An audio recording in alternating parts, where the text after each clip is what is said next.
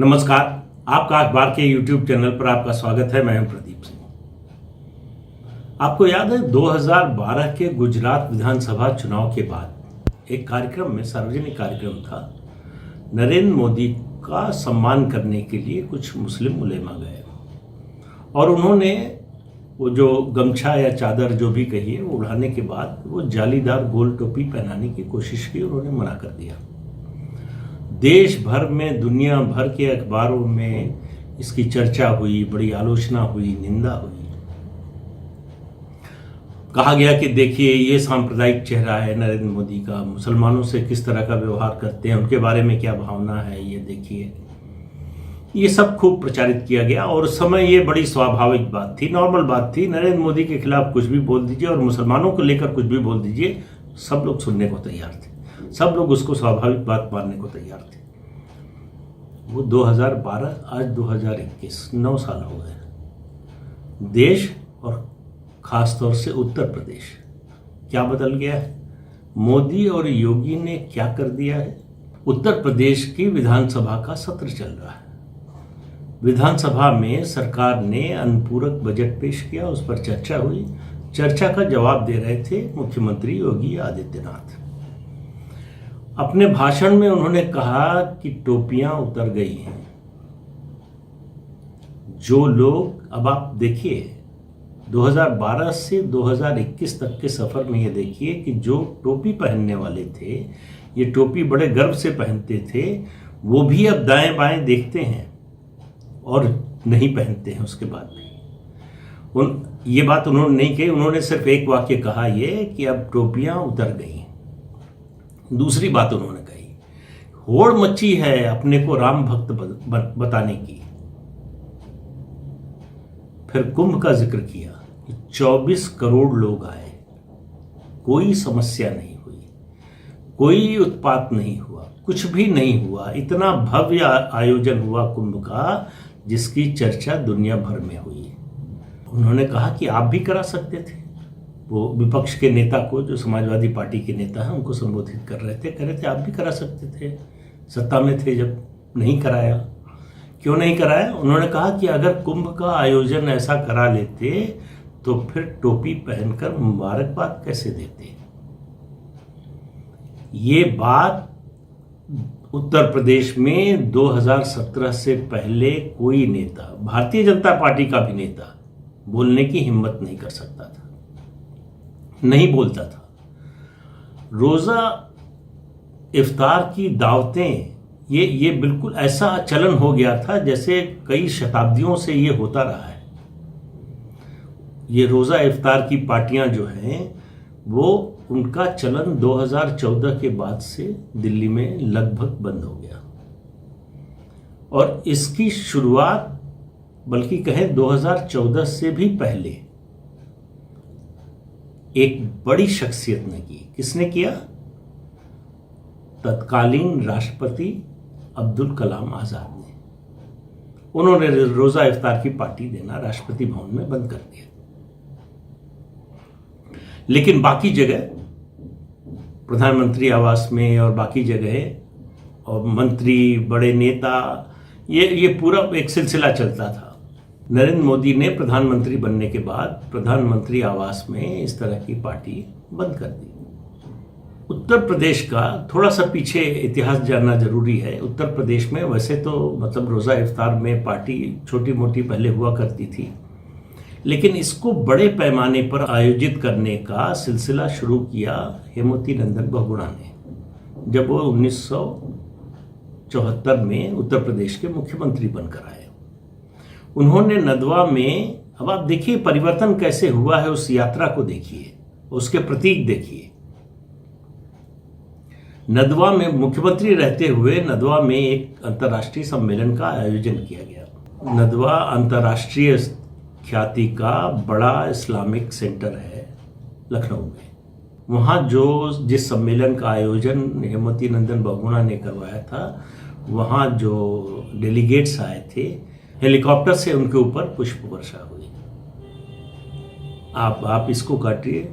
आइए 2017 कांवड़ यात्रा बेरठ से शुरू हुई, कांवड़ियों पर हेलीकॉप्टर से पुष्प वर्षा हुई। ये बदलाव हो रहा है हिंदुस्तान में। तो ये बदलाव क्यों हो रहा है, क्यों इसके खिलाफ कोई कुछ नहीं बोल रहा है?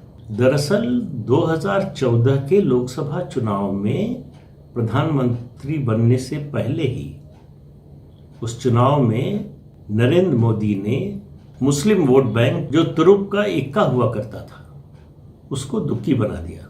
ये जो धारणा थी कि जिसके साथ मुस्लिम वोट होगा जीत उसी को मिलेगी, उस धारणा को उन्होंने ध्वस्त कर दिया। तो कहा गया कि भाई ये तो अपवाद है, एक बार हो गया, अब तो नहीं होने वाला। तो 2017 में उत्तर प्रदेश विधानसभा के चुनाव में हो गया, उससे बड़े पैमाने पर हो गया। फिर कहा गया कि अच्छा ठीक है, हो गया, अब नहीं होगा। तो 2019 के लोकसभा चुनाव में फिर हो गया कि बिना मुस्लिम वोट के लोकसभा में पहले 283, फिर 303 सीटें भारतीय जनता पार्टी लेकर आई है। उत्तर प्रदेश की विधानसभा में 403 में से सहयोगियों के साथ मिलाकर 324 सीटें हैं। और जो इस तुरुप के इक्के के भरोसे थे, उनकी सीटें 403 में सिर्फ 47 आई, 19 आई और 7 आई, सपा, बसपा, कांग्रेस। इस वजह से ये होड़ लगी हुई है। अब सब अपने को राम भक्त बताने में जुटे हुए हैं। जो राम का नाम लेने को सांप्रदायिकता मानते थे, वो अब बड़े गर्व के साथ राम का नाम ले रहे हैं। उनको समझ में आ गया है कि ये जो तुरुप का इक्का था, वो उनका अब किसी काम का नहीं रह गया, वो रंग बदल गया है। रंग हरे से उस पत्ते का जो है केसरिया हो गया है। क्योंकि हिंदू भी बीच बीच में, कभी कभी, हमेशा नहीं करता, राजनीतिक रूप से सोचने लगा है। और उसी का ये नतीजा है। ये बात इन पार्टियों को समझ में धीरे धीरे आने लगी है। लेकिन मैं एक दूसरी बड़ी बात कह रहा हूं। 3 तारीख है, और इसी महीने की बात कर रहा हूं, बहुत पुरानी बात नहीं करूंगा। 14 अगस्त, 15 अगस्त और 17 अगस्त, इन तीनों तारीखों को नोट करके रख लीजिए। आगे भी आपको इस पर सोचने विचारने का समय मिलेगा। 14 अगस्त को प्रधानमंत्री नरेंद्र मोदी ने कहा कि इस साल से हर साल 14 अगस्त को विभाजन विभीषिका स्मृति दिवस के रूप में मनाया जाएगा। बड़ा हल्ला हुआ। लोग कहते हैं भूल जाना चाहिए, आप तो जो है हिंदुओं और मुसलमानों के बीच में वैमनस्य बढ़ाना चाहते हैं, और उस घटना को क्यों याद दिलाना चाहते हैं? तो फिर सब कुछ भूल जाना चाहिए, पूरा इतिहास ही भूल जाना चाहिए। 800 साल, 1000 साल की गुलामी भूल जाना चाहिए, अंग्रेजों का शासन भूल जाना चाहिए, मुगलों और मुस्लिम शासकों का दौर भूल जाना चाहिए, जो मंदिर तोड़े गए उनको भूल जाना चाहिए। और जो ये कहते हैं, उनसे मेरा अनुरोध है कि वो जाएं काबुल या अफगानिस्तान के किसी शहर में, और उन माँ बहन बेटियों से कहें कि उनके साथ जो अत्याचार हुआ वो उसको भूल जाएं। क्योंकि उसको याद करने से वैमनस्य बढ़ेगा, कटुता बढ़ेगी, घाव हरे हो जाएंगे।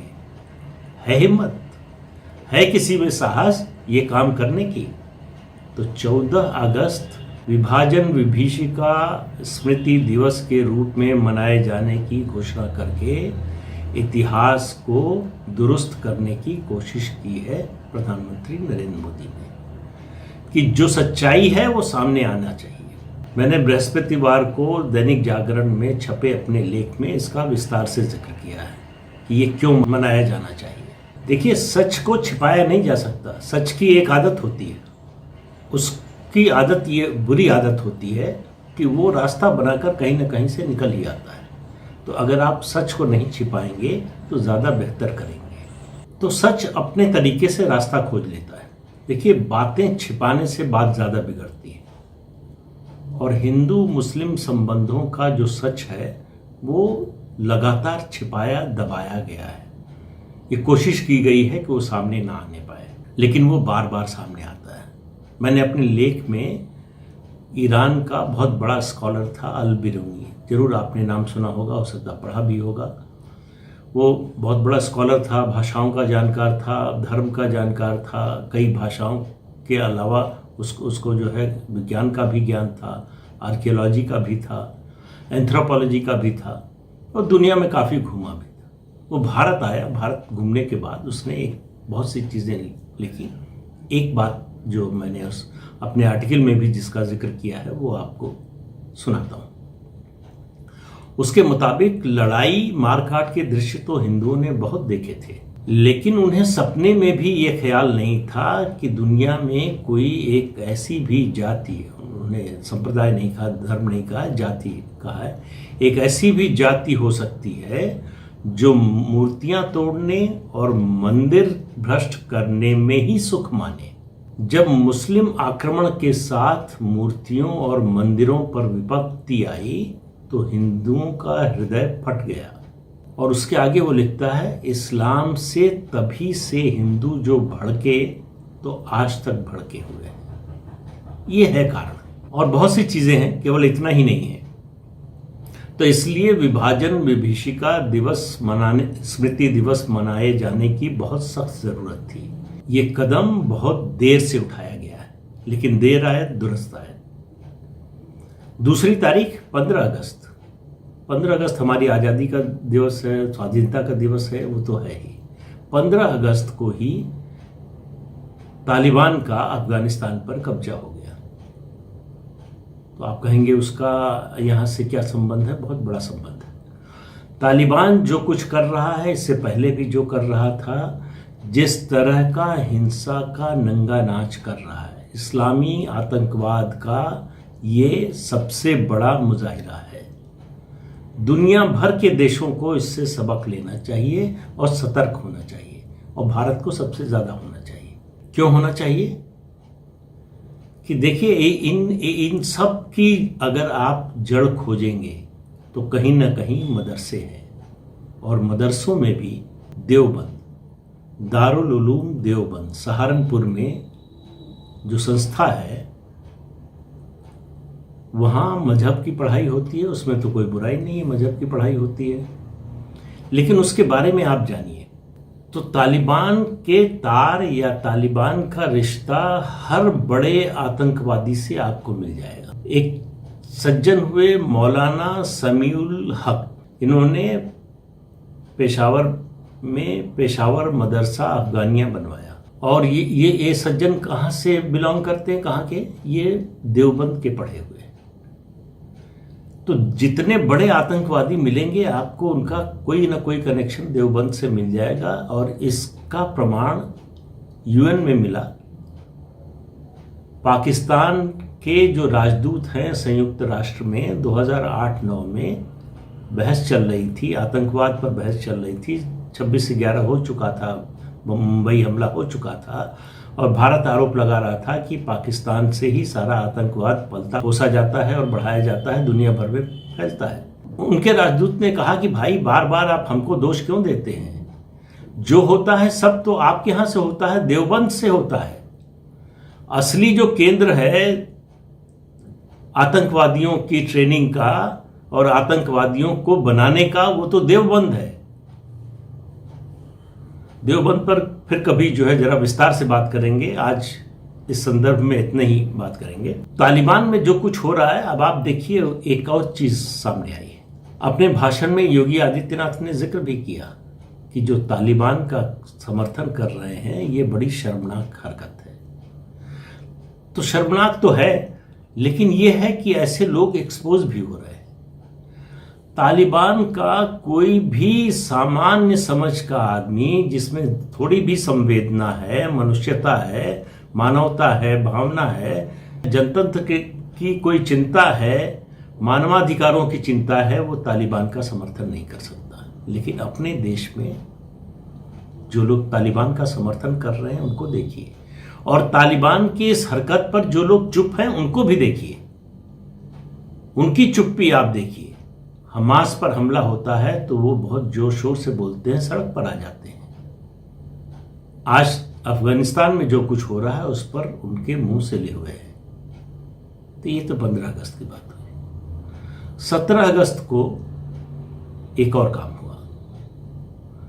उत्तर प्रदेश सरकार ने आतंकवाद के, बल्कि इस्लामी आतंकवाद के इस खतरे को भांपते हुए देश के 20 जिलों में एटीएस यानी एंटी टेररिस्ट स्क्वाड का एक केंद्र बनाने का फैसला किया और उनमें एक जगह का नाम है देवबंद।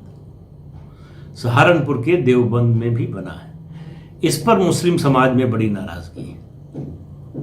नाराजगी तो नहीं होनी चाहिए। अगर आतंकवादियों को रोकने, उनकी कार्रवाई को रोकने, उनके बारे में इंटेलिजेंस इकट्ठा करने और किसी वारदात, किसी बॉम्ब ब्लास्ट या इस तरह की घटना करने देने से रोकने के लिए किया जाता है, तो इसमें क्यों ऐतराज होना चाहिए? बात घूम फिर कर वही आती है कि ये आतंकवादियों, तालिबानियों की बात करें, चाहे आप अलकायदा की बात करें, इन आईएसआईएस की बात करें, इन सब में जो एक कॉमन थ्रेड है वो है धर्म। धर्म के कारण इनका समर्थन किया जाता है। और जब आप इसकी बात कीजिए तो कहा जाता है कि देखिए आतंकवाद का कोई धर्म नहीं होता। लेकिन जो आतंकवाद धर्म के नाम पर ही हो रहा, उसे क्या कहा जाना चाहिए? और कोई नाम हो सकता है क्या? तो ये आप देखिए कि मोदी और योगी ये दोनों मिलकर किस तरह का बदलाव ला रहे हैं और ये बदलाव का सिलसिला अभी रुकने वाला नहीं है। विभाजन विभीषिका स्मृति दिवस इसका एक नया आयाम है और आप देखते रहिए आगे आगे क्या होता है। आज के अंक में इतना ही। आगे फिर मिलेंगे किसी और नए मुद्दे के साथ। तब तक के लिए इजाजत दीजिए। नमस्कार। जाते जाते आपको याद दिला दे, ये चैनल देखिए, शेयर कीजिए और सब्सक्राइब जरूर कीजिए। नमस्कार।